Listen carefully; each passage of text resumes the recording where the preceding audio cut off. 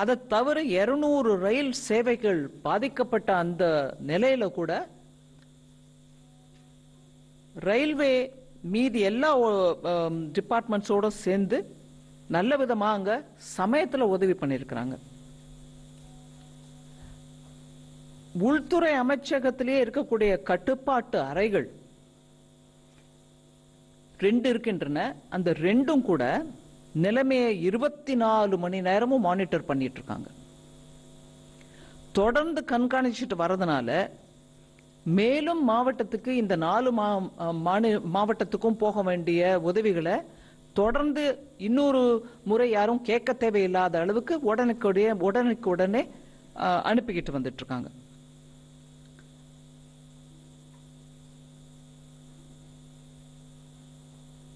இந்திய விமானப்படை மூலமாக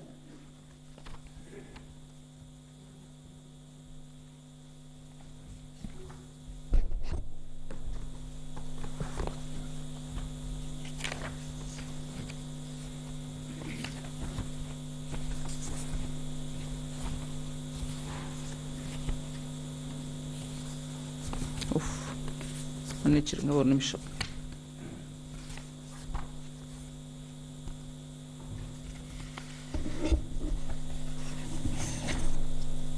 இந்திய விமானப்படை மூலமாக 5 ஹெலிகாப்டரும் அந்த 5 ஹெலிகாப்டரும் கூட 21 டிசம்பர் மாலை வரைக்கும் 70 முறை, அதாவது சார்டிஸ் ஒரு மிஷன் இன்னைக்கு இங்க இந்த பாயிண்ட் இந்த ஸ்டேஷன்ல இருந்து கிளம்பி ஒரு வேலைக்கோசம் போறது ஒரு சார்டின்ற கணக்கு.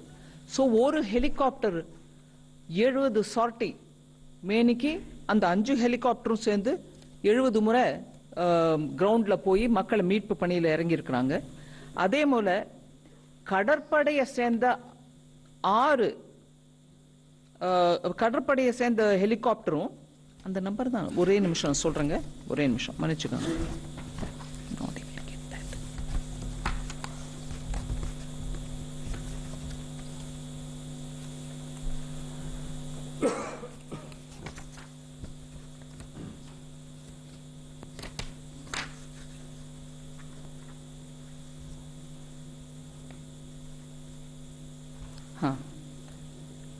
மொத்தம் 9 ஹெலிகாப்டர், 5 ஏர்ஃபோர்ஸ் மூலமாகவும் 1 நேவி மூலமாகவும் 3 கோஸ்ட் கார்டு மூலமாகவும் 70 சார்டிஸ் பண்ணிருக்கிற இந்த 5 + 1 + 3 9 ஹெலிகாப்டர் மூலமாக 70 சார்டிஸ் நடந்து அந்த 42,000 பேரை காப்பாத்திருக்காங்க.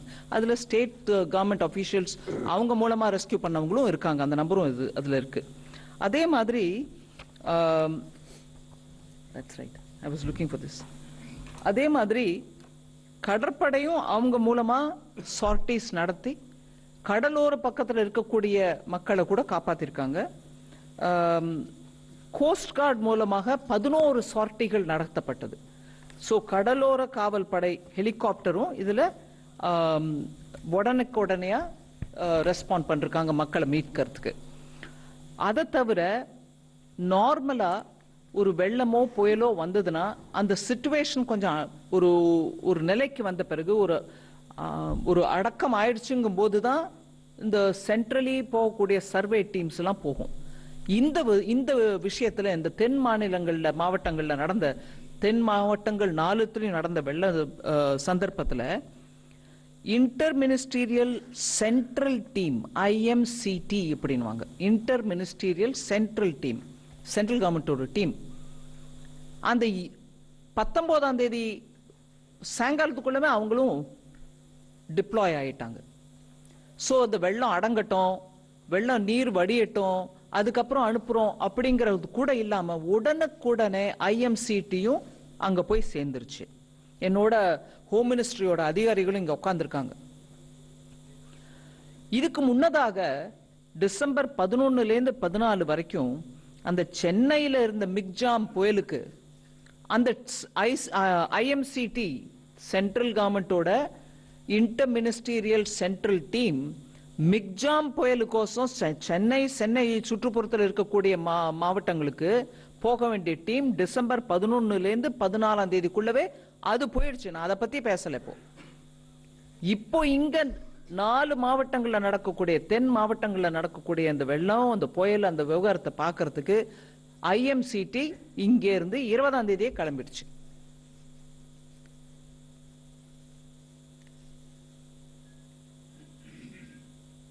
தேசிய பேரிடர் மீட்பு படை அதாவது என்டிஆர்எஃப், ராணுவம், விமானப்படை, கடற்படை, கடலோர காவல் படை, கோஸ்ட் கார்டு, இது எல்லாத்தையும் சேர்த்து போட்டு இவங்க மாத்திரம் 5049 பேரை மீட்டு இருக்காங்க. இதுல ராணுவம் சரி எங்க இருந்தோ ஏதோ எடுத்துட்டு வரணும் அதனால டைம் ஆகுதுன்றது இல்லாம பக்கத்துல இருக்கக்கூடிய திருவனந்தபுரத்துல இருந்தும் வெலிங்டன்ல இருந்தும் உடனுக்குடனே படைப்பிரிவுகளை அனுப்பி வச்சாங்க. அங்க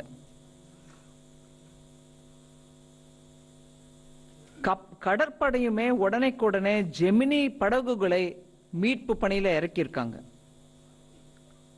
நவீன லகு ரக அதாவது லைட் ஏர்கிராப்ட்ஸ், ஹெலிகாப்டர்ஸ், நேவி அதையும் எடுத்துட்டு போய் மக்களை மீட்கிறதுக்கு முயற்சிருக்காங்க.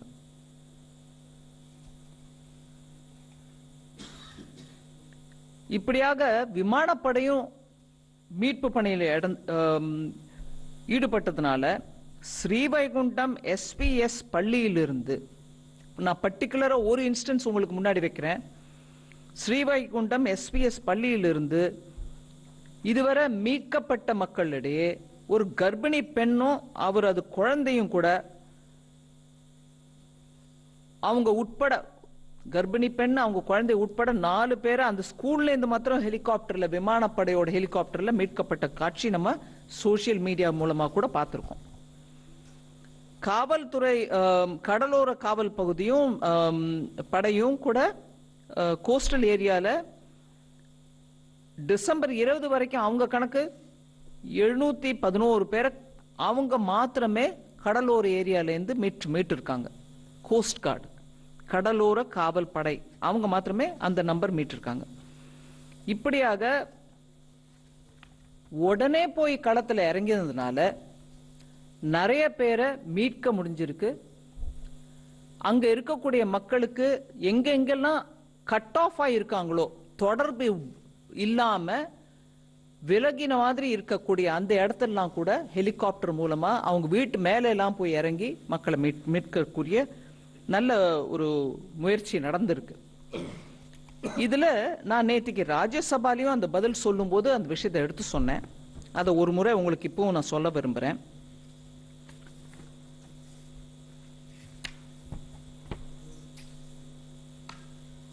ஒவ்வொரு வருஷமும் ஸ்டேட் டிசாஸ்டர் ரிலீஃப் ஃபண்டுக்கு சென்ட்ரல் டிசாஸ்டர் ரிலீஃப் ஃபண்ட்ல இருந்து நேஷனல் டிசாஸ்டர் ரிலீஃப் ஃபண்ட்ல இருந்து பணம் கொடுக்கறது உண்டு. அது மத்திய அரசோட பங்கு சமயத்துக்கு கொடுக்கணும்.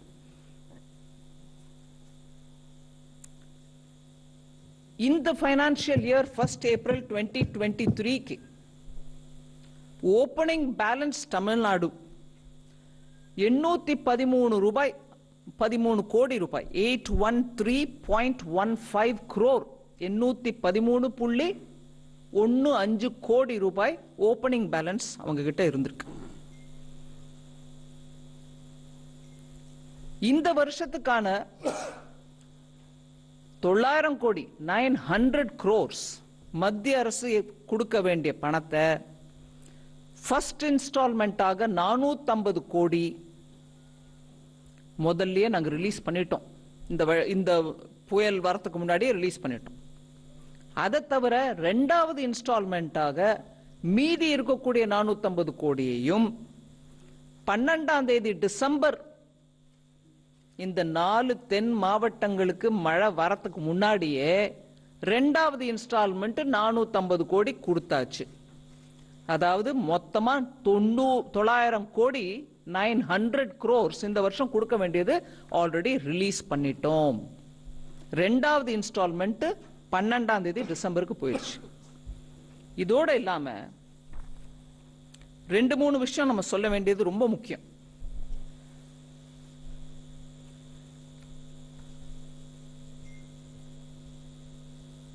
தமிழ்நாட்டில் இருக்கக்கூடிய ரீஜனல் மெட்ரலாஜிக்கல் சென்டர் மெட்ராலஜி , அத வானிலை அறிக்கை கொடுக்கக்கூடியவங்க, ரீஜனல் மெட்ராலஜி சென்டர் சென்னையில் இருக்கு. இந்த தென் மாநிலங்களுக்கு மாவட்டங்களுக்கு இந்த 4 தூத்துக்குடி, தென்காசி, திருநெல்வேலி, கன்னியாகுமரியில் வந்திருக்கக்கூடிய மழை வெள்ளத்தை பத்தி மெட்ரோலாஜிக்கல் சென்டர் 12ஆம் தேதி டிசம்பரே தகவல் கொடுத்திருக்காங்க.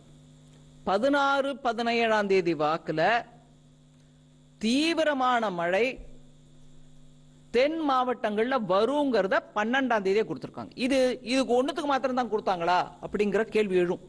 அதுக்கு முன்னாடியே நான் சொல்லிடுறேன். இது மோஸ்ட் மாடர்ன் சென்டர்.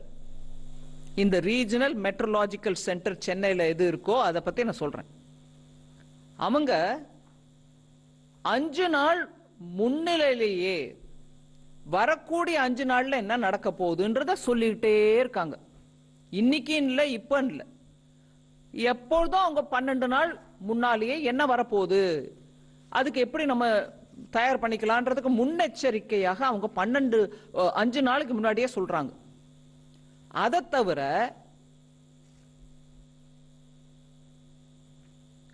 ஒவ்வொரு 3 மணி நேரமும் சொல்றாங்க அடுத்த 3 மணி நேரம் என்ன ஆக போகுதுன்னு. அடுத்த 3 மணி நேரத்துல எந்த இடத்துல எவ்வளவு கொட்ட போகுது மழைன்றதையும் அவங்க எடுத்து சொல்றாங்க. சோ 5 நாளைக்கு முன்னாடியே சொல்லிட்டோமேன்னு விட்டுறது இல்லை. 5 நாளைக்கு முன்னாடியும் சொல்றாங்க, ஒவ்வொரு 5 நாளைக்கு முன்னாடியும் சொல்லிட்டே போறாங்க. அதாவது ஒரு சைக்கிள் மாதிரி போயிட்டே இருக்கு. 12ஆம் தேதி சொல்றது 16, 17ஆம் தேதி வரைக்கும் உள்ள 5 நாள். 13ஆம் தேதி சொல்றது 17, 18ஆம் தேதி வரைக்கும் இருக்கக்கூடிய 5 நாள். அப்படியே அதை ரொட்டேட் போயிட்டே இருக்கு வண்டி. அதை தவிர ஒவ்வொரு 3 மணி நேரமும் அவங்க வார்னிங் கொடுக்கறாங்க. என்ன ஆக போகுது, எங்க மழை கொட்ட போகுது, எப்படி இருக்க போகுதுன்றது ஒரு சின்ன மெசேஜா அதையும் கொடுத்துட்டே போறாங்க. அதனால எங்களுக்கு முன்னெச்சரிக்கை கிடைக்கவில்லை அப்படின்னு சொல்றவங்க தயவு பண்ணி இந்த விஷயத்தை கொஞ்சம் காதார கேட்டுக்கங்க.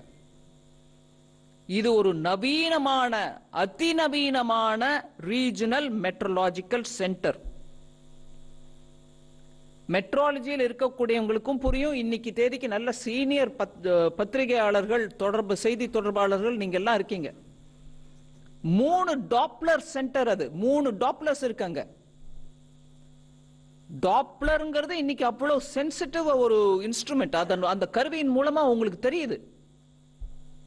3 டாப்ளரோட இருக்கக்கூடிய அந்த சென்டர் மூலமாக 5 நாளைக்கு முன்னாடி அட்வான்ஸா ஒவ்வொரு 5 நாளைக்கும் அடுத்த நாள்னு சேர்த்துக்கிட்டே போகுது இன்ஃபர்மேஷன். அதனால இந்த தென் மாவட்டங்களுக்கு வரக்கூடிய இந்த பேரிடரை பத்தி 12ஆம் தேதி டிசம்பரே செய்தி வெளியிடப்பட்டிருக்கிறது. அதனால நான் பிரதமர் ஐயா மோடி அவர்களுக்கும் உள்துறை அமைச்சர் அமித்ஷா அவர்களுக்கும் இதுல நான் பர்சனலா இந்த தடவை இன்வால்வ் ஆனேங்கிறதுனால என்னுடைய அனுபவ ரீதியா நான் சொல்றேன். போய் உட்கார்ந்து இந்த தமிழ்நாட்டில் இந்த 4 மாவட்டங்களில் ஒரு பேரிடர், இவ்வளவு மழை வருது, வருஷத்துக்கு கொட்ட வேண்டிய மழை ஒரே நாள்ல கொட்டுதுங்க, எங்களுக்கு உதவி தேவைன்னு கேட்ட உடனே ஏன் முன்னாலேயே அதிகாரிகளுக்கு ஆர்டர் கொடுத்து ஹோம் செக்ரட்டரிக்கு போன்ல கூப்பிட்டு சொல்லி அனுப்பி கொடுங்க. எங்க இருந்தாலும் நீங்க எங்க இருந்து எப்படி கப்பல்கள் எடுத்துட்டு வருவீங்களோ, ஹெலிகாப்டர் எடுத்துட்டு வருவீங்களோ எடுத்துட்டு வந்து கொடுங்க அங்க உதவின்னு ஏன் முன்னாடி ஆர்டர் பண்ணாரு. அது கேட்ப அன்னைக்கு ராத்திரிக்குள்ள ரிட்டர்ன் ஆர்டர் நம்ம கண் முன்னாடி வந்துச்சு. களத்துலயும் இறங்கினாங்க. நான் நிறைய பேரோட அதுக்கப்புறமும் பேசினாங்க. ஆமாங்க ஹெலிகாப்டர் வந்திருக்குங்க, இன்னும் நிறைய கொடுங்கன்னு கேட்டாங்க. அதே மாதிரி அடிஷனல் சர்வீஸும் நம்ம அடுத்த நாளைக்கு கொடுத்துருக்கோம். இந்த செய்தியை உங்களுக்கு நான் தெரிவிக்க விரும்புகிறேன். அதோடு இல்லாம தமிழ்நாட்டில் எப்ப என்ன இடையூறு வந்தாலும் உடனே பிரதமரும் உள்ளாட்சி அமைச்சர், உள்துறை அமைச்சர் அமித்ஷா அவர்களும் உடனே ரெஸ்பாண்ட் பண்றதுக்கான இந்த உதாரணம் ஒண்ணு நம்மளுக்கு முன்னாடி இருக்குது. எப்பொழுதும் தமிழ்நாட்டின் நலம் கோரி அவங்க இரண்டு பேரும் தலைவர்கள் எங்களுக்கு ஒத்துழைப்பு கொடுத்திருக்காங்க. அதே மாதிரி புரிஞ்சுக்கிட்டு விவகாரம் பண்ணியிருக்கிறாங்க. அதை சொல்லதான் உங்களுக்கு இன்னைக்கு கொஞ்சம் வரவேற்றோம். ரொம்ப நன்றி நீங்க எல்லாரும் வந்ததுக்கு. ஏதாவது கேள்வி இருந்தா டெஃபினட்டா. Thank you. Any questions please? I mean if we can. Yeah, we'll just give a microphone to you. Speak in the microphone. Madam, வணக்கம். ஹனிகுமார் from தந்தி டிவி. நீங்கள் சொன்னீங்க சென்னை வானிலை மையம் ரொம்ப அதிநவீனமானது, முன்கூட்டி எச்சரிக்கை கொடுத்துருக்காங்கன்னு. இப்போது அன்புமணி அவர்கள் கூட சொல்லியிருக்காரு சென்னை வானிலை ஆய்வு மையத்தை இழுத்து மூடணும். ஏன்னா வெளிநாடுகளில் ஒரு நாளைக்கு எத்தனை மணி நேரம் எவ்வளோ நேரம் மழை பெய்யும், எவ்வளோ சென்டிமீட்டரில் பெய்யுன்றதுலாம் ரொம்ப அக்யூரேட்டாக கொடுக்குறாங்க. ஆனால் இதில் அந்த மாதிரிலாம் கொடுக்கறதில்ல அப்படின்ற ஒரு குற்றச்சாட்டை முன் வச்சிருக்கிறாரு. அதுக்கு உங்களுடைய பதில்? அந்த குற்றச்சாட்டு சரியானது இல்லை. ஏன்னா நான் இப்போ உங்களுக்கு விளக்கமாக சொன்னேன், 3 டாப்லர்ஸோட இந்த தென் மாவட்டங்களில் வரக்கூடிய இந்த மழையும் இது எக்ஸ்ட்ரீம் இவெண்ட்னுவாங்க, எக்ஸ்ட்ரீம் வெதர் இவெண்ட்னுவாங்க. இந்த மாதிரி ஒரு அதி விருஷ்டி அனாவிருஷ்டிங்கிற அந்த முறையில ஒரே ஏகமா மழை பெய்யுது. ஒரு வருஷத்துக்கு பெய்ய வேண்டிய மழை அன்னைக்கு பெய்யுது. இதை இவ்வளவு விவரமா எடுத்து 12ஆம் தேதி சொல்றாங்க. நானும் சொல்றேன் உங்களுக்கு. இல்ல, அவர் எப்படி சொல்றாருன்னா இந்த மாதிரி அதி கனமழை பெய்யும், மழை பெய்யும் அப்படின்னு தான் சொல்றாங்களே தவிர அக்யூரேட்டா எவ்வளவு நேரம் பெய்யும், எவ்வளவு சென்டிமீட்டர் பெய்யும்ன்ற விவரங்களை அவங்க சொல்றது இல்ல. அதனால முன்னெச்சரிக்கை நடவடிக்கைகளை எடுக்க முடியாது. அதனால வானிலை ஆய்வு மையத்தை இழுத்து மூடணும் அப்படின்ற மாதிரி சொல்றாங்க. அதுக்குதான் இப்போ இல்லங்க குற்றச்சாட்டு வைக்கலாம், அதுக்கு விவரமும் எடுத்து சொல்லணும். இப்ப சொன்ன கனமழைக்கு எடுத்த ஸ்டெப்ஸ் என்னங்க? நான் அதுக்கு பதிலா கேள்வி கேட்கிறேன். மழையை ஒரு நிமிஷம், நார்மலா பெய்யற மழையோட இவ்வளவு அக்யூரேட்டா பெய்யும் அப்படி சொல்லியிருந்தா அதுக்கு ஏற்ற மாதிரி முன்னெச்சரிக்கை நடவடிக்கை எடுத்துருப்போம்னு சொல்றாங்க. சரி, நார்மலா பெய்யறத விட ஜாஸ்தியா பெய்யும்ன்றதுக்கு எடுத்த ஏற்பாடு என்ன? அது கூட அங்க இல்லீங்களே. ஏங்க, நான் நீங்க கேட்ட கேள்விக்கு பதிலும் சொல்றேன், அதே தவிர இன்னொன்னு சொல்றேன்.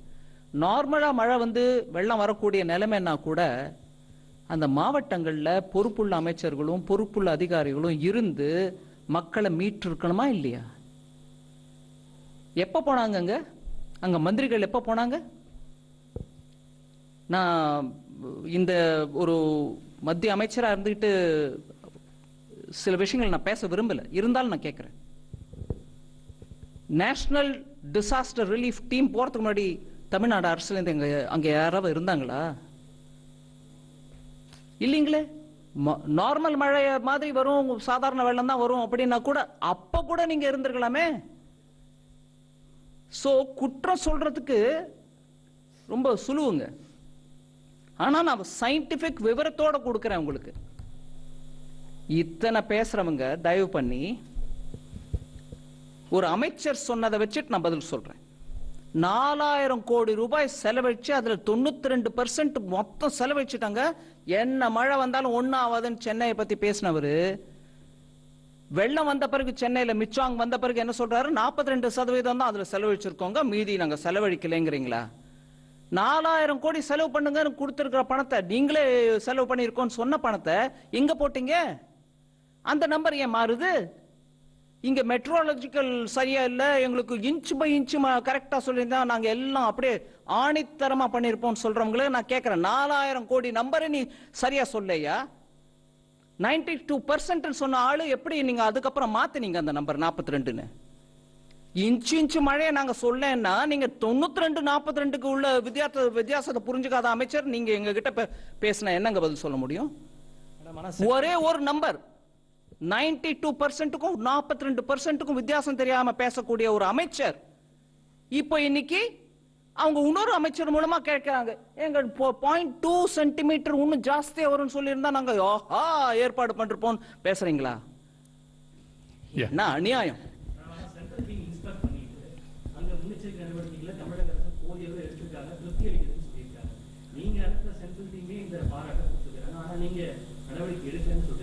நான் நடவடிக்கை எடுக்கலன்னு நான் பேசவே இல்லை. அங்க எடுத்திருந்தா இந்த நிலைமை வந்திருக்குமான்னு கேட்கிறேன்.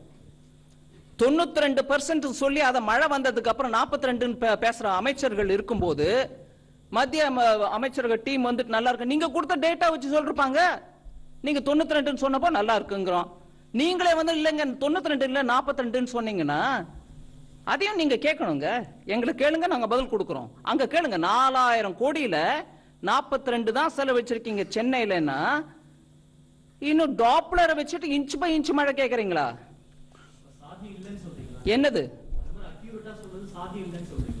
இருக்கிற ஸ்டெப்ஸுக்கு நீங்க என்ன எடுத்தீங்கன்னு கேட்கிறேன். நான் 12ஆம் தேதி வார்னிங் கொடுத்தது, எங்களுக்கு சமயத்துல வார்னிங் கொடுக்கறேன்னு சொன்னவங்களே நான் கேட்கிறேன். 12ஆம் தேதி 5 நாளைக்கு முன்னாடி கொடுத்த warning இல்லைங்கிறீங்களா?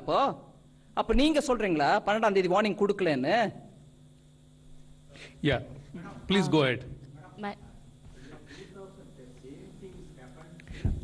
No, please speak in the microphone, please. Madam. Just 1 second. I mean, we'll come to you. இதே மாதிரி அங்க 2015ல அக்டோபர்லயே சவுத் ஏசியன் கான்ஃபரன்ஸே நடந்தது. இந்த மாதிரி 150 டைம்ஸ் ரெயின் வரும்னு சொல்லிட்டு எக்ஸ்பெக்டேஷன் பண்ணாங்க. ஆனா அப்பவும் இந்த மாதிரி மிஸ் ஆச்சு. ஏன்னா இதுக்கு ஒரு சென்ட்ரலுக்கும் ஸ்டேட்டுக்கும் இந்த மாதிரி சயின்டிஸ்ட் டெக்னிக்கலா டிஸ்கஸ் பண்றாங்க வைக்கிறாங்க. ஆனா அட்மினிஸ்ட்ரேஷனுக்கு ப்ராப்பரா வந்து கம்யூனிகேட் பண்றதுக்கு சென்ட்ரலுக்கும் ஸ்டேட்டுக்கும் ஒரு ப்ராப்பர் மெக்கானிசம் இல்லாம ஒவ்வொரு தடவையும் போயிட்டு இருக்கு. அதுக்கு என்ன ஒரு தீர்வு இருக்கு? நல்லா கேட்குறீங்க நீங்க. 2015 நான் போனேங்க அம்பத்தூர்ல, வெள்ளத்தில் நடந்து போனேன். உள்ளெல்லாம் போய் பார்த்துட்டு வந்தேன். அந்த எஸ்டேட்ல எப்படி இருக்காங்க, எம்எஸ்எம்இ யூனிட்டுக்கு என்ன நஷ்டம் நடந்திருக்கு, எங்கேருந்து அந்த கால்வாயெல்லாம் மூடப்பட்டிருக்கு, அதிக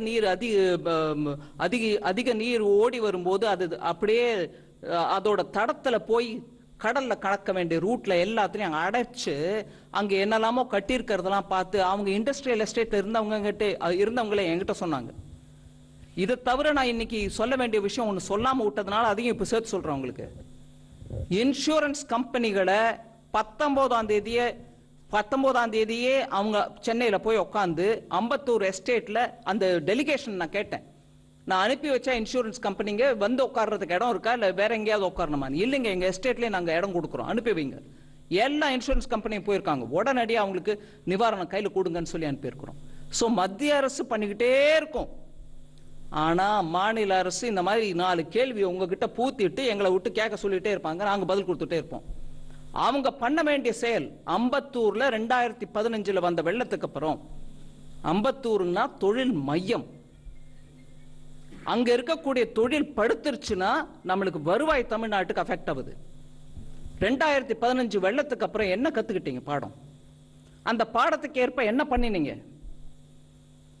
அந்த பாடத்துக்கு ஏற்ப நீங்க பண்ணிருந்தீங்கன்னா இன்னைக்கு வந்த வெள்ளம் அம்பத்தூர்ல தேங்கி இருக்காது.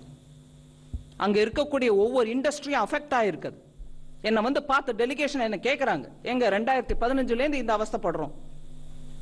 நீங்க கேட்கறீங்க மத்திய அரசும் மாநில அரசும், நாங்க பண்ணிக்கிட்டே தான் இருக்கோம். நான் உங்களுக்கு எடுத்து ஒவ்வொரு விவரமும், நான் என்னோட ஓப்பனிங் ஸ்டேட்மெண்ட்ல இவ்வளவு விவரம் கொடுக்க வேணாம்னு உங்களுக்கு ஒரு கிறிஸ்பா சொல்லிட்டு இருக்கேன்.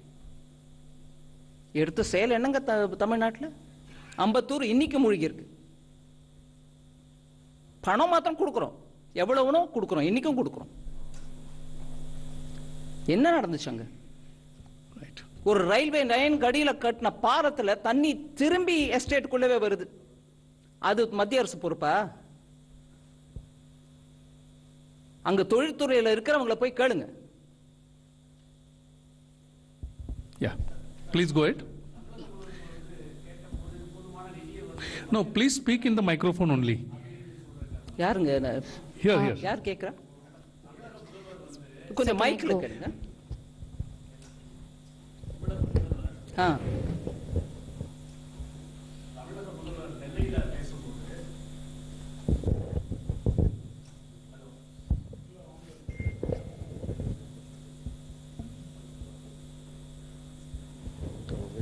ஹலோ, தமிழக முதல்வர் நெல்லையில் வெள்ள சேதங்களை பார்வையிட்ட பிறகு கூறுகையில், நாங்கள் 2000 கோடி நிதி கேட்டோம் உடனடியாக, ஆனால் எங்களுக்கு கேட்ட போதுமான நிதியை மத்திய அரசு வழங்கவில்லை அப்படின்னு சொல்லியிருக்காரு.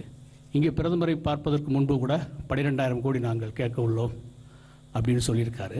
அவர் பேசும்போது கூட என்ன சொன்னார்னா, இன்ஃபர்மேஷன் கொடுத்தாங்க எங்களுக்கு, ஆனால் அதிகமான மழை வரும் என்ற இன்ஃபர்மேஷனை கொடுக்கல.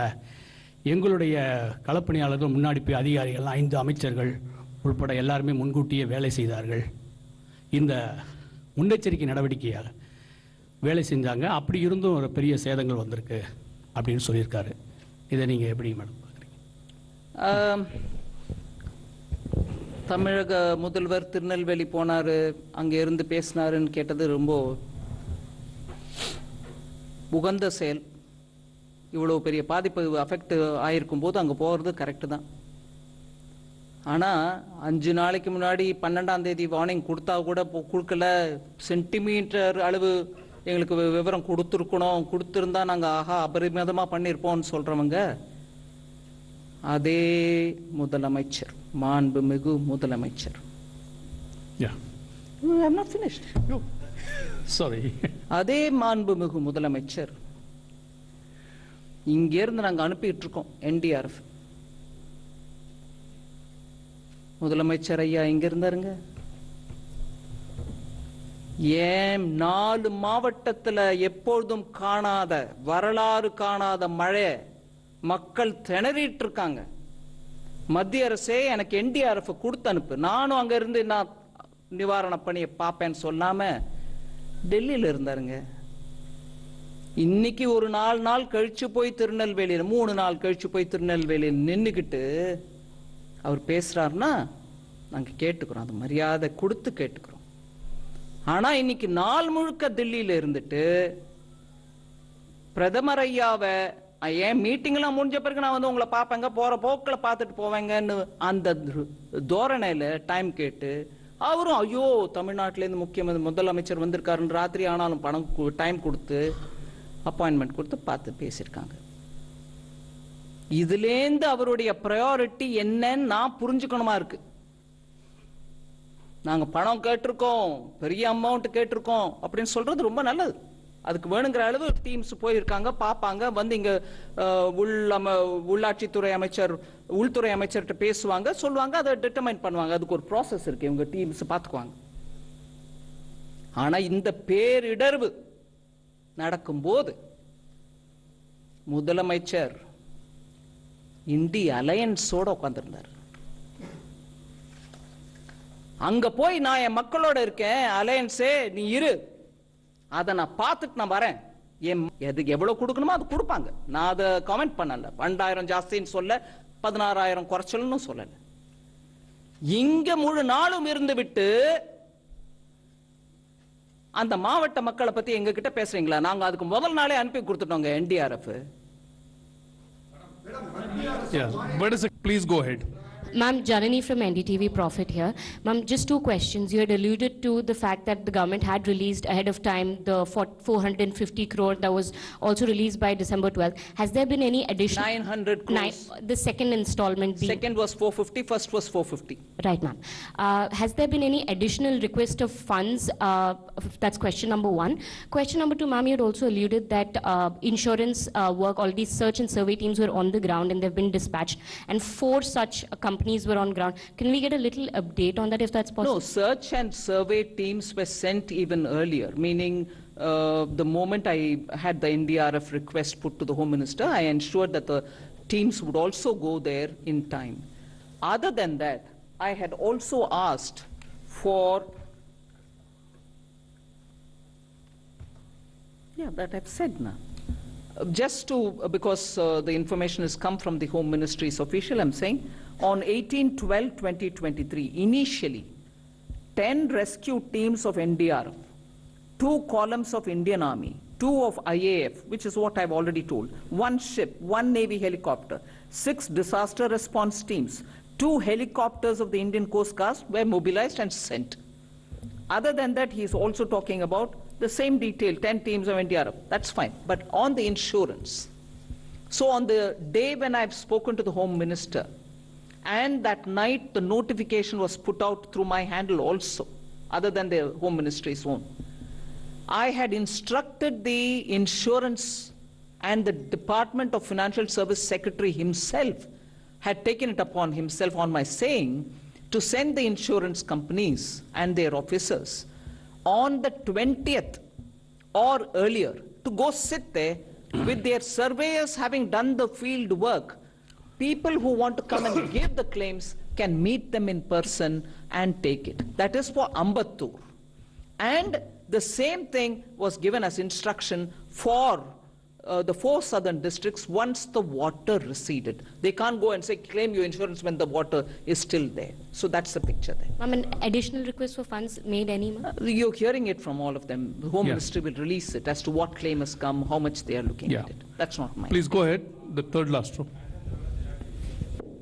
இந்த வெள்ளத்தப்போ தமிழக மக்கள் ஆளுங்கட்சி தமிழக அரசு மீது மிகுந்த கோபத்தில் இருந்ததை பார்க்க முடிஞ்சது. இது வந்து நாலாவட்டத்திலேயே அந்த மழைநீர் வடிகால் பணிகளை வந்து மேற்கொள்ளாதான் காரணம் சொல்லிட்டு அங்கே மக்கள் வந்து குற்றம் சாட்டியிருந்தாங்க. உங்களுக்கு கிடைத்த தகவல் அது மட்டும் இல்லாமல் இந்த இதுக்கு முக்கியமாக பொறுப்பேற்று தமிழக முதலமைச்சர் பதவி விலக வேண்டும் என்று நீங்கள் வலியுறுத்துறீங்களா? ரெண்டாவது கொஸ்டின் வந்து மேற்கொண்டு அடுத்த கட்டமாக அடுத்த வருடமும் இது போன்ற பிரச்சனை ஏற்படாமல் மக்களை காப்பதற்கு தமிழக அரசு என்ன நடவடிக்கை எடுக்க வேண்டும் என்று மத்திய அரசாக நீங்க வலியுறுத்துறீங்கன்னு சொல்லுங்க. நான் ரெண்டாவது கேள்விக்கு முதல் பதில் கொடுக்குறேங்க. தமிழக அரசு இந்த எக்ஸ்ட்ரீம் ஈவென்ட்ஸ் அவைலபிளா இருக்கு. அதுக்கேற்ப அந்த பேசின் சென்னை பேசின் கோசம் நம்ம கொடுத்த பணமும் இருக்கு அவங்க கிட்ட. அதானே இந்த 4000 கோடி. இதெல்லாம் சரியான விதத்துல சரியான சமயத்துக்குள்ள உபயோகப்படுத்தி இருந்தா இந்த நிலைமை வராது. அதை பத்தி சரியான விவரம் கூட கொடுக்கறது இல்லைங்கிறது என்னுடைய குற்றச்சாட்டு. 4000 கோடி அது நான் இப்பவே உங்களை கேட்கிறேன். 92% செலவாயிடுச்சுன்னு சொன்ன அமைச்சரே மழை வந்த பிறகு 42% தான் செலவாயிருக்குன்னு சொன்னா எதை நம்புறது மக்கள்? நீங்க 92% செலவழிச்ச பிறகு கூட இப்படி ஆயிருந்தா சொல்லிருக்கலாம். இல்லைங்க எங்களால கூட எதிர்பார்க்க முடியல, 4000 கோடி செலவு பண்ண பிறகு சென்னை மூழ்கிடுச்சுங்கன்னு சொன்னீங்கன்னா நான் ஒத்துக்கிறேன். நீங்க செலவே பண்ணல 42 இப்ப நீங்க கரெக்ட் பண்றீங்க. அது அந்த 42 நிஜம்தானா? கேள்வி கேட்கணுமா இருக்கு. அதனால பேசின் சென்னை பேசின் டெவலப்மெண்ட்க்கு கொடுத்த பணம் கூட சரியாக உபயோகப்படவில்லையோ அப்படின்னு நான் கேள்வி கேட்கிறேன். உங்க கேள்வி முதல் கேள்விக்கு நான் பதில் கொடுக்க விரும்பல. மேடம், மத்திய அரசும் மாநில அரசும் ரெண்டு பேரும் மாற்றி மாற்றி குறை கூறிக்கிட்டே இருக்காங்க. இதுல வந்து இடையில பாதிக்கப்படுறது மக்கள் தான். இதை பற்றி நீங்க என்ன நினைக்கிறீங்க? ரெண்டு பேரும் குறை சொல்லலைங்க. நாங்க குறையே சொல்லல. நாங்க பண்ற வேலையை பண்ணிக்கிட்டே தான் இருக்கோம். நாங்க குறையே சொல்லல. நாங்க பண்றத பண்ணிட்டு இருக்கோம். அதுவும் சமயத்துல பண்றத பண்ணிக்கிட்டு தான் இருக்கோம். மக்களுக்கு இடர் வரக்கூடாதுன்னு பண்ணிட்டு இருக்கோம். நீங்க சொன்னீங்க ஒரு ஆண்டுல பெய்யற மழை ஒரு நாள்ல பெய்யுது அப்படிங்க. சோ அதோட தீவிரம் உங்களுக்கு நல்லாவே தெரிஞ்சிருக்கு. இந்த தேசிய பேரிடர் அறிவிக்கணும்ன்ற கோரிக்கை வந்தது. அறிவிக்கப்படுமா? அதற்கு ஏதாவது கிரைட்டீரியா இருக்கா? தேசிய பேரிடர்வு அப்படின்றது ஒன்றும் அனௌன்ஸ்மெண்ட் பண்றதுக்கு இல்ல. அந்த இடத்துல நடந்த நிகழ்ச்சி அப்படிப்பட்டது இல்ல. உத்தராகண்ட்ல நடந்ததுதான் அப்படி நாங்க சொல்ல. There is never an announcement. Please correct me if I'm wrong. As தேசிய பேரிடர்வு, அதாவது நேஷனல் டிசாஸ்டர்ன்ற அனௌன்ஸ்மெண்ட் மத்திய அரசு அனௌன்ஸே பண்ணல. வேற ஸ்டேட்டுக்கு பண்ணாங்க, தமிழ்நாட்டுக்கு பண்ணல. இல்லைங்க, அந்த சிஸ்டமே இல்லைங்க.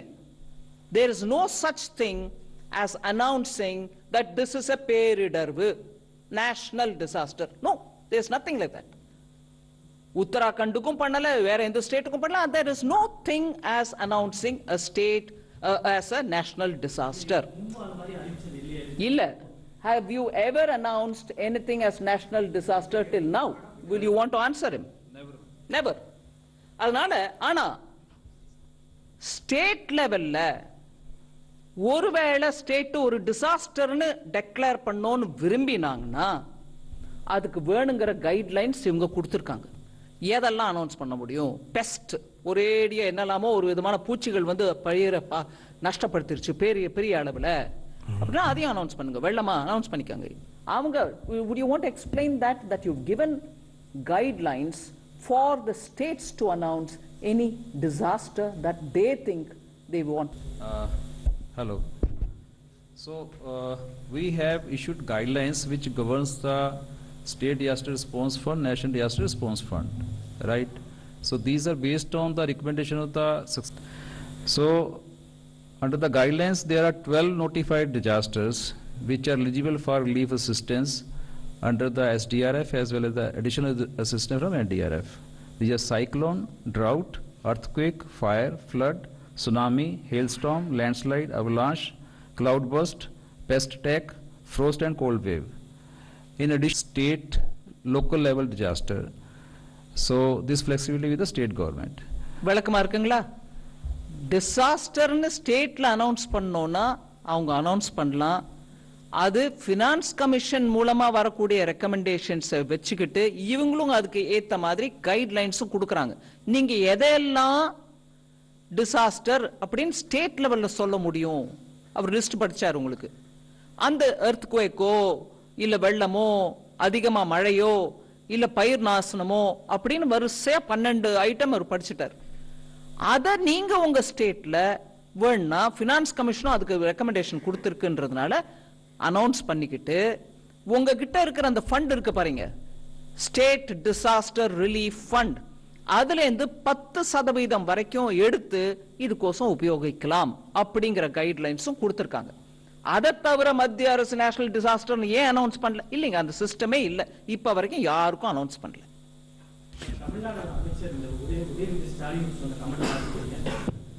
என்ன கமெண்ட்டுங்க? நாங்க அழிக்க வரல, ஒழிக்கவே வந்திருக்கோம்லாம். அவங்க அப்பா வீட்டு பணமா அப்படின்னு கேட்கிற மாதிரி எல்லாம் பேசுறவங்க, அவங்க அப்பா வீட்டு சோத்தை வச்சுட்டு அவர் இன்னைக்கு பதவியை அனுபவிச்சுட்டு இருக்காரா அப்படின்னு சொல்ல முடியுமா? கேட்க முடியுமா? மக்களால தேர்ந்தெடுக்கப்பட்டு வந்திருக்காரு, அவர் கொடுக்க வேண்டிய அந்த மரியாதை நம்ம கொடுக்க தானே கொடுக்கிறோம். இந்த அப்பா வீடு உன் ஆத்தாவா இந்த பேச்செல்லாம் அரசியல் நல்லது இல்லைங்க. அவர் அரசியல் இன்னும் முன்னுக்கு வரணும்னு ஆசைப்படுறாரு இல்லைங்களா? அந்த குடும்பமும் ஆசைப்படுது இல்லைங்களா? பேசுற பாஷை மொழி அவங்க தாத்தா பேர். Just hold on. Let me finish. He is also your colleague. I'm answering him. அதனால நம்ம நாக்குல கொஞ்சம் அந்த பதவிக்கு ஏத்த அளவுக்கு வார்த்தைகள் அளந்து வரணும். இது நான் பொதுப்படையா சொல்றேன். அவர் மேல காழ்ப்பு உணர்வோ ஏதோ வச்சுட்டு அங்க மழையில அவஸ்தைப்பட்டு இருக்கும்போது அனுப்பி கொடுத்தது சென்ட்ரல் கவர்மெண்ட் டிசாஸ்டர் ரிலீஃப்னு. அட்வான்ஸா பணத்தை 12ஆம் தேதி டிசம்பருக்குள்ள 900 ரூபாய் கொடுத்து 900 கோடி கொடுத்துருக்கோம். அது ஏன் அப்பா சொத்துனோ உங்க அப்பா சொத்துனோ நான் சொல்ல மாட்டேன், எப்பொழுதும் சொல்ல மாட்டேன். நம்ம பொறுப்புள்ள பதவியில் இருக்கிறவங்க அந்த பொறுப்பை உணர்ந்து பேசணும். தயவு பண்ணி நீங்க அடுத்த தடவை நீங்க அவருக்கு முன்னாடி இருந்து கேள்வி கேட்கும் போது கூட சொல்லுங்க, அந்த அம்மா இப்படி பேசினாங்க, நம்ம எல்லாரும் கூட யோசிச்சு பேசணுங்க. கொடுத்துட்டாங்க, அவங்க கொடுக்க வேண்டிய பணத்தை முதல்ல கொடுத்துட்டாங்க. இந்த டீம் வந்து பார்த்துட்டு போன பிறகு நீங்களும் அதுக்கு கலந்து ஆலோசனை பண்ணி உங்களுக்கு சொல்ல வேண்டியதெல்லாம் சொன்ன பிறகு அவங்க போய் ப்ரொசீஜரலி என்ன பண்ணுவாங்க. உங்க அப்பாவும் போய் பிரதமரை பார்த்துட்டு வந்திருக்காங்க, அதனால பண்ணுவாங்க. அதனால கொஞ்சம் பொறுமை, வார்த்தையும் பொறுமையும் நல்ல குணங்கள். Ma'am, Harish Nair from Times Now. This Chief Minister M.K. Stalin had blamed the IMD. He had said that IMD warning was a bit late, rainfall was higher than forecast. So, your reaction? No, I've reacted to that. I will repeat it for you because I said that in Tamil. Now I'll say it in English. Even on the 12th, first of all, about that center. It's a state-of-the-art meteorological center located in Chennai. It has 3 Dopplers with which they detect weather forecasts they do are based on that. And the forecasts are normally done on a dynamic way every 5 days in advance, meaning every day there's some alert was given even on the 12th. So, either the officials have not briefed the Honorable Chief Minister properly, saying we did receive it on the 12th, but we didn't act on it, or they probably are saying differently, I don't know, but there is data recorded that information was given even on the 12th. Yeah, the last question. Please, go ahead. 11. Oh, just one more minute, if that will help you. Yes. இது உங்களுக்கும் உதவுங்க. 64 mm and greater than 124 mm in 24 hours for 16th to 16th December. On the 12th they tell you heavy to very heavy about 16th December all over South Tamil Nadu, and a daily press bulletin was also shared with all the stakeholders. That's one thing. Second, then it was continued on a 5 days warning, and that was issued on 13th and 14th also of December 2023. It was further upgraded on 15th December to orange color warning with heavy rainfall forecast in the bulletin which was issued for the period 16 to 18. So you had it on the 12th, you had it on the 13th, you had it again on the 15th, you had it again on the 16th. Repeated warning. Okay, the same forecast continued in the bulletin which was issued on the 16th December as well about orange color warning. Yeah, please go ahead. Hi ma'am, Kriti from Informist Media. So you mentioned that additional fund requests have come and MHA might release that. So since SDRF funds have been released, 900 crore, would that be under NDRF? And also what kind of quantum may be released by MHA? You may want to answer that. Actually, Ministry of Home Affairs has a very systematic procedure laid out, and as soon as we get information about any such event, an inter-ministerial central team, as mentioned by Honorable Finance Minister, is immediately dispatched to the state concerned and the sites, and it is headed by a joint secretary from the Ministry of Home Affairs, and it has members from various ministries which are involved in relief and rehabilitation like agriculture, etc. So the team visits the places, interacts extensively with the state government officials. The state government officials are supposed to present details of the damage assessment, and once they do that, immediately the team submits its recommendations to the high-level committee, which is headed by executive committee, which is headed by Union Home Secretary, and then that committee goes through it, and further finally the committee, which is headed by the top apex committee, which is headed by Honorable Home Minister, that approves it. So there's a very systematic procedure, but of course the IMCT, as Honorable Finance Minister has mentioned, it had gone with respect to the cyclone which happened earlier this month from 11 to 14 December. And for this current flooding situation, the team is currently there in Tamil Nadu since December 19. So as soon as we get the assessment from the state government and the report of this interministerial team, immediately the central government will do the needful. Thank you. Yes, please. Ma'am, do you see a gross misutilization of funds given by the center? The fact that floods have occurred in 2015, now it has occurred in. I also spoke about Ambattur, how Ambattur has been marooned. Do you think there is a gross misutilization of funds by the state government? And it has not linked to the people who need them. I don't know whether there's a misuse. I can't comment without data in my hand. But clearly, lessons of 2015 have not been learnt. Precautionary steps which have to be taken at the state level for organizing economically vulnerable areas like industrial estates, railway stations, harbor, airports, those will have to be given additional support. I can for sure say that that's not happened. I don't know about misuse of fund because I don't have the data, but தவிர்ப்புக்கு வேணுங்கிற விஷயங்கள் நடவடிக்கைகள் எடுக்கப்படவில்லை. வெள்ள தவிர்ப்பு, வெள்ள நிவாரணம், அதுக்கப்புறம் வெள்ளம் வந்த பிறகு நிவாரணம், தவிர்ப்புக்கான முயற்சிகள் சரியா எடுக்கப்பட்டிருந்தா இந்த நிலைமை வந்திருக்காது. நான் சென்னை சுட்டி இருக்கக்கூடிய Ambattur, industrial estate, harbour, railway station, port, அதை பத்தி பேசுறேன். தென் மாவட்டங்கள்ல அங்க இத்தனை கன்ஜெஷன் இல்ல, அதனால ஒரு நாள் பெஞ்ச மழை இல்ல, ஒரு வருஷத்துக்கான மழை ஒரே நாள்ல பெஞ்சா கூட மறுநாள் அது கொஞ்சம் விலகி போயிடுச்சு. சென்னையில் அது நடக்கலையே. ஏற்கனவே மேடம் ஏழு இன்சிடென்ட் நடந்திருக்கு 1915 ஏழு இன்சிடென்ட் வார்த்தா புயல். ஸோ இந்த மாதிரி புயல் 7 புயல் நடந்திருக்கு. ஆனால் டோட்டலாக ஸ்டேட் கவர்மெண்ட் வந்து 1,27,000 கோடி இது வரைக்கும் கேட்டிருக்காங்க. ஆனால் சென்ட்ரல் கவர்மெண்ட் வந்து 5,800 கோர்ஸ் கொடுத்துருக்கு. இது என்ன ஸ்டேட் கவர்மெண்ட் எக்ஸஸ் அவங்க கேட்குறாங்களா, இது சரியாக அவங்க கேட்குது. ஆனால் அவங்க நான் இவ்வளோ கேட்குறோம் அப்படின்ட்டு ஒவ்வொரு முறையும் அவங்க இதுக்கு காரணம் ஒவ்வொரு ஸ்டேட்ல ஒவ்வொரு விதமா இருக்கலாம். அதுல நான் இப்போ பெரிய டீட்டெயிலில் போக முடியாது. அது டீட்டெயில் பார்க்கறது ஹோம் மினிஸ்ட்ரி. அவங்க இப்பதான் நல்லா எக்ஸ்பிளைன் பண்ணாங்க. உங்களுக்கு அதுக்கு ஒரு ப்ராசஸ் இருக்கு. அந்த ப்ராசஸ் மூலமா அங்கேயும் போயிட்டு விசாரிச்சுட்டு வந்தவங்க, அந்த போய் விசாரிச்சு சர்வே பண்றவங்களோட உட்காந்து ஸ்டேட் கவர்மெண்ட்டும் பேசுறாங்க. அந்த இன்புட்ஸ்லாம் எடுத்துக்கிட்டு தான் இவங்க ஃபைனலைஸ் பண்றாங்க amount. So I may not be in a position to comment. The last question, please. ஒரு நிமிஷம். No, let him ask question. I mean, அவர் வந்த பிறகு வரேன்.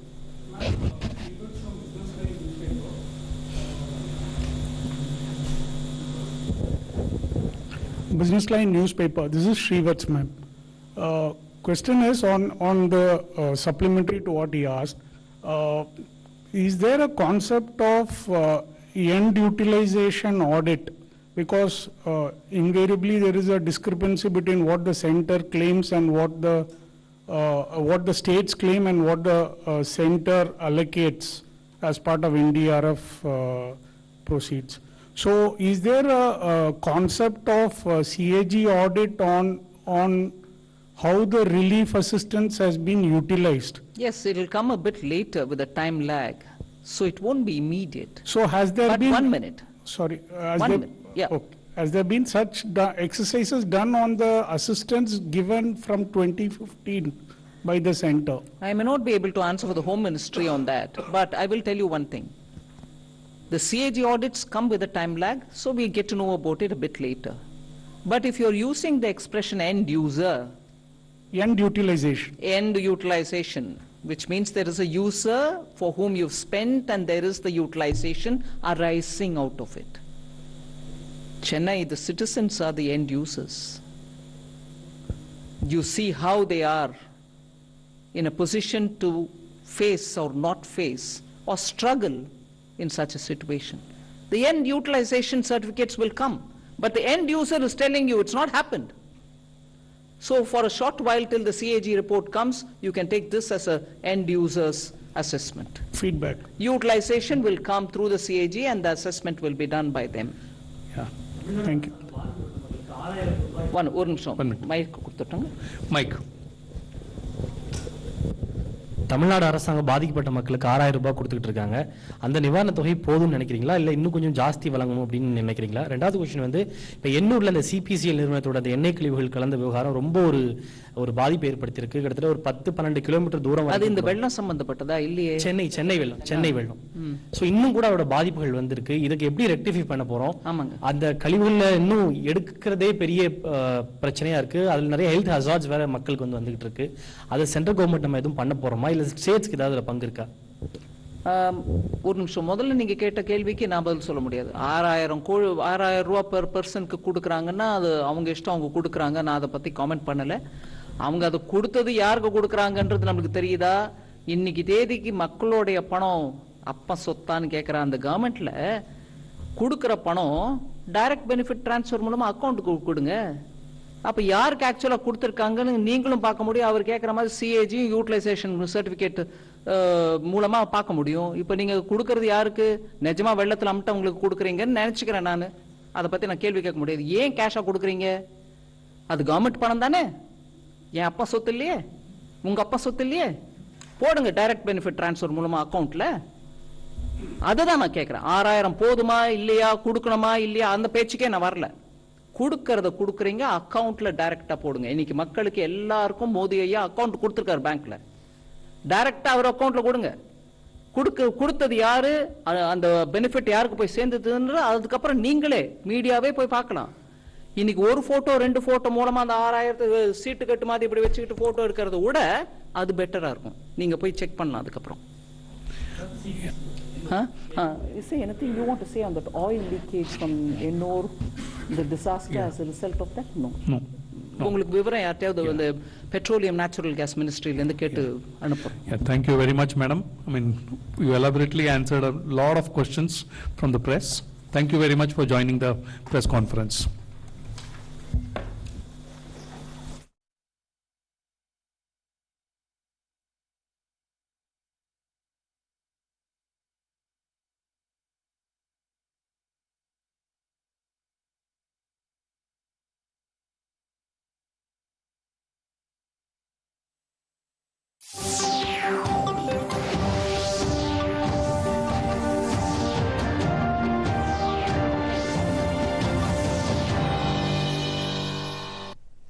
வணக்கம். பொதிகையின் செய்திகளுக்காக உதயநந்தினி. தலைப்புச் செய்திகள். குற்றவியல் சட்ட திருத்த மசோதாக்கள் சட்டப்பூர்வ நடைமுறைகளில் தொழில்நுட்பத்தை புகுத்தும் நவீன அத்தியாயமாக மாற்றும் பிரதமர் நரேந்திர மோடி.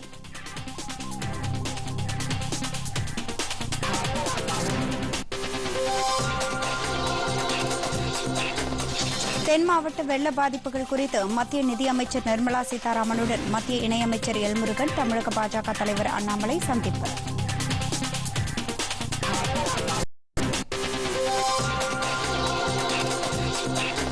நமது லட்சியம் வளர்ச்சியடைந்த பாரதம் யாத்திரை சென்னையில் தொடங்கி வைத்தார் மழை வெள்ள பாதிப்பு பகுதிகளில் 190 நடமாடும் மருத்துவ குழுக்கள் மூலம் சிகிச்சை. மாநில அமைச்சர் மா சுப்பிரமணியன் பேட்டி.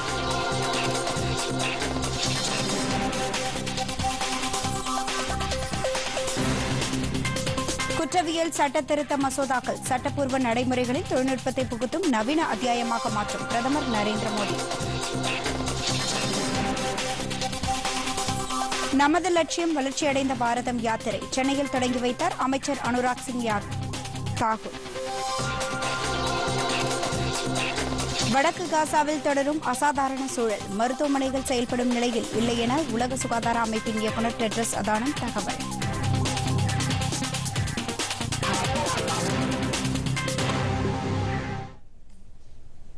இனி விரிவான செய்திகள். நாடாளுமன்றத்தில் 3 முக்கிய குற்றவியல் மசோதாக்கள் நிறைவேற்றப்பட்டிருப்பதன் மூலம் மக்கள் நலனை மையப்படுத்திய சட்டங்களின் புதிய அத்தியாயம் தொடங்கியிருப்பதாக பிரதமர் நரேந்திர மோடி பெருமிதம் தெரிவித்துள்ளார். பாரதிய நியாய சன்ஹிதா 2023, பாரதிய நகாரிக் சுரக்ஷா சன்ஹிதா 2023, பாரதிய சக்ஷயா அதிநியம் 2023 ஆகிய மசோதாக்கள் நாடாளுமன்றத்தில் நிறைவேற்றப்பட்டுள்ளது. இதுகுறித்து பிரதமர் வெளியிட்டுள்ள எக்ஸ் தள பதிவில், இதன் மூலம் காலனி ஆதிக்கத்தினரின் சட்டங்கள் அத்தியாயம் முடிவுக்கு வந்திருப்பதாகவும், அதே நேரத்தில் மக்கள் சேவை மற்றும் மக்கள் நலனை மையப்படுத்திய சட்டங்களின் அத்தியாயம் தொடங்கியிருப்பதாகவும் குறிப்பிட்டுள்ளார். தற்சார்பு இந்தியா என்ற மத்திய அரசின் இலக்கிற்கு இவை சாட்சியாக திகழ்வதாக குறிப்பிட்டுள்ள பிரதமர், இந்த சட்டங்கள் மூலம் நம்முடைய சட்டப்பூர்வ நடைமுறைகள், விசாரணை நடைமுறைகள் உள்ளிட்டவற்றில் தொழில்நுட்பங்களை உட்புகுத்தும் நவீன அத்தியாயமாக மாற்றும் எனவும் நம்பிக்கை தெரிவித்தார்.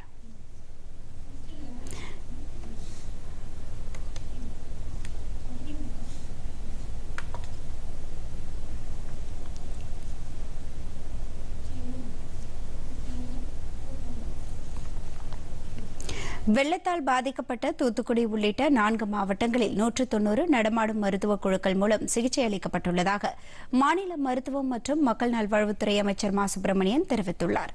இந்நிலையில் வெள்ளத்தால் பாதிக்கப்பட்ட தூத்துக்குடி அரசு மருத்துவமனையில் இன்று ஆய்வு செய்த அமைச்சர் பின்னர் செய்தியாளர்களிடம் பேசும்போது இவ்வாறு கூறினார்.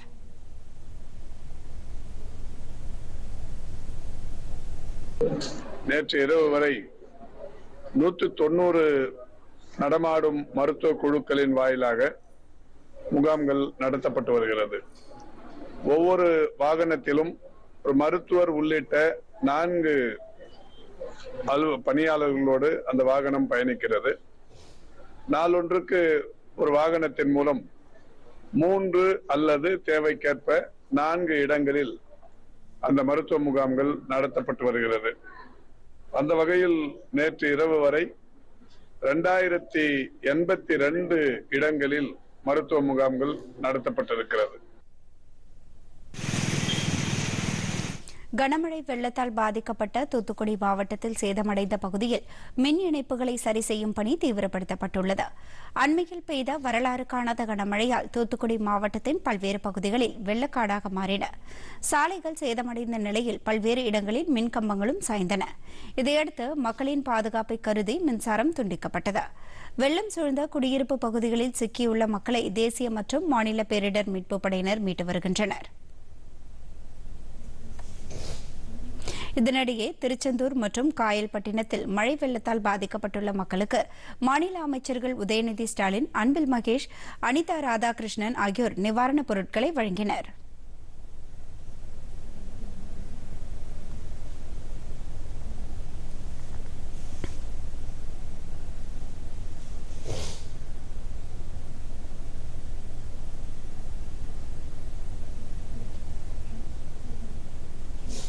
தென் மாவட்ட வெள்ள பாதிப்புகளுக்கு மத்திய உள்துறை அமைச்சர் அமித் ஷா உடனடியாக உதவியதாக அமைச்சர் நிர்மலா சீதாராமன் தெரிவித்தார்.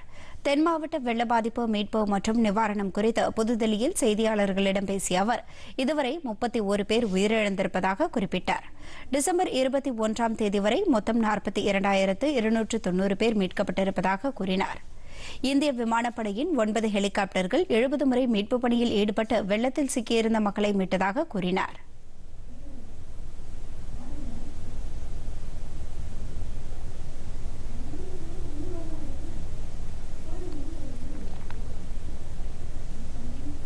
கனமழை வெள்ளத்தால் பாதிக்கப்பட்ட தென் மாவட்டங்களில் வெள்ள நீரில் சிக்கியிருந்த 5049 பேர் தேசிய பேரிடர் மீட்புப் படை, கடலோர காவல்படை, கடற்படை ஆகியவற்றின் முயற்சியால் மீட்கப்பட்டிருப்பதாக மத்திய நிதியமைச்சர் குறிப்பிட்டார். தென் மாவட்டங்களில் வெள்ளம் பாதித்த பகுதிகளில் மத்திய குழுவினர் உடனடியாக பார்வையிட்டதை நினைவு கூறிய அவர், தமிழ்நாட்டிற்கு இந்த ஆண்டிற்கான 900 கோடி பேரிடர் மீட்பு நிதி வழங்கப்பட்டு விட்டதாகவும் தெரிவித்தார்.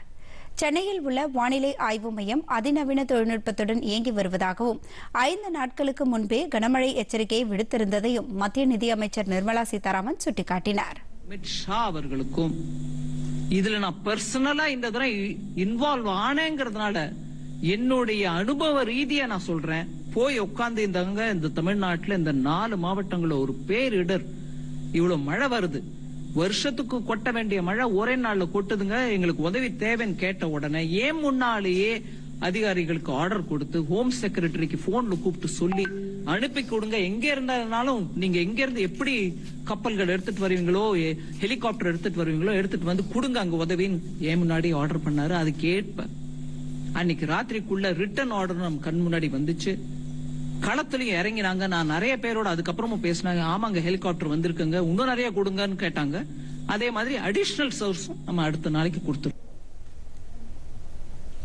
மத்திய நிதியமைச்சர் நிர்மலா சீதாராமனை மத்திய தகவல் ஒலிபரப்பு, பால்வளம், கால்நடை பராமரிப்பு மற்றும் மீன்வளத்துறை இணையமைச்சர் எல் முருகன் சந்தித்து பேசினார். புதுதில்லியில் இன்று நடைபெற்ற இந்த சந்திப்பின் போது தென் மாவட்ட வெள்ள நிவாரணம், மத்திய அரசு சார்பில் தமிழகத்தில் மேற்கொள்ளப்பட்டு வரும் மீட்புப் பணிகள் உள்ளிட்டவை குறித்து ஆலோசனை மேற்கொண்டனர். இந்த சந்திப்பின் போது மாநில பாஜக தலைவர் அண்ணாமலை உள்ளிட்டோர் உடனிருந்தனர்.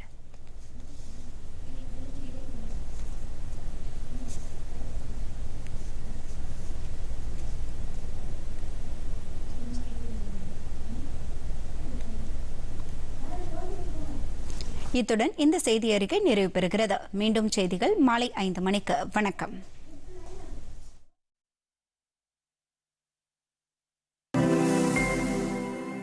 மோடி அரசின் உத்தரவாதம். விவசாயிகளுக்கு ஆண்டுதோறும் ரூபாய் 6000 உதவித்தொகை. 11 கோடியே 80 லட்சம் விவசாயிகளுக்கு இதுவரை ரூபாய் 2,60,000 கோடி நிதியுதவி.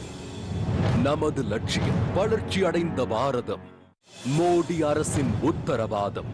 தரமான மருந்துகள் மலிவான விலையில், குறைந்தபட்சம் 75% சலுகை விலை. ரூபாய் 23,000 கோடி அளவிற்கு பயனாளிகள் ஏற்கனவே சேமித்துள்ளனர். நமது லட்சியம் வளர்ச்சி அடைந்த பாரதம்.